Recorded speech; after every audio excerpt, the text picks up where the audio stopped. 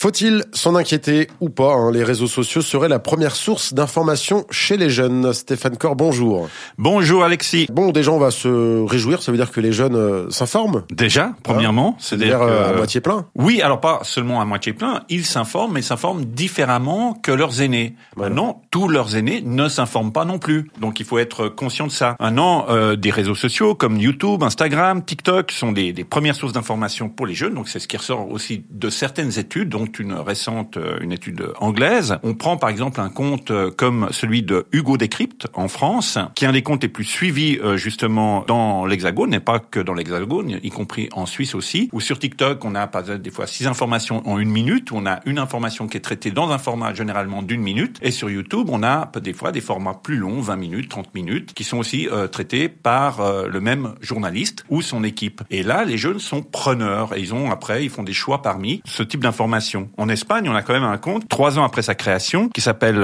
Actuality et qui est suivi par 4,3 millions de personnes, ce qui est largement supérieur à beaucoup d'autres publications de médias dits traditionnels sur ces plateformes. Parce que voilà, ces personnes qui ont créé ce compte ont réussi à créer un format qui intéresse les jeunes. Le tout ensuite, maintenant, c'est de vérifier aussi l'authenticité des informations qui sont transmises, parce qu'on l'a vu pendant la période du Covid, il y a eu beaucoup de fake news qui ont circulé, alors, qui circulent encore. Il y a des informations qui sont fausses ou peu pertinentes, et c'est ce que des fois dénoncent certains autres politiciens qui produisent aussi des informations parfois qui sont fausses ou peu pertinentes, mais il est plus facile de dénoncer les plateformes sociales sur lesquelles ces informations circulent et de faire un amalgame qui dit regardez, il y a que de la désinformation. Mais non, simplement, aujourd'hui d'ailleurs, c'est plutôt une bonne chose de rendre conscient que au milieu d'informations pertinentes, il y a aussi de la désinformation, il y a aussi des informations peu crédibles et qu'il faut faire un travail d'évaluation, quelle que soit la nature de la source à laquelle on s'adresse. Oui, une source média, il y a un travail qui a été fait en amont, mais ça ne nous empêche pas de rester vigilants, parce qu'on l'a vu aussi, les médias peuvent faire des erreurs, ça arrive, c'est un travail humain, l'humain peut faire des erreurs aussi, et sur ces plateformes, tout type d'information circule, d'ailleurs, que ça soit une plateforme comme TikTok, qui a un peu été critiquée récemment, y compris par des politiques en Suisse, en disant que c'est plutôt une plateforme de divertissement. Non, il y a tous les grands médias y sont, y compris les médias publics ou d'autres médias privés en Suisse.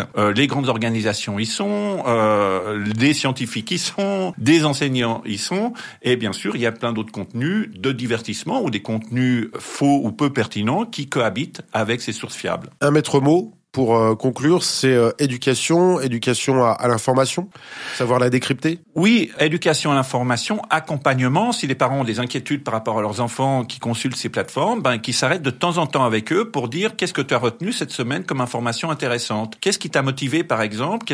Mets-moi de côté, tu mets ces contenus en favori, puis on en discute un petit peu. Ou on peut discuter de l'actualité.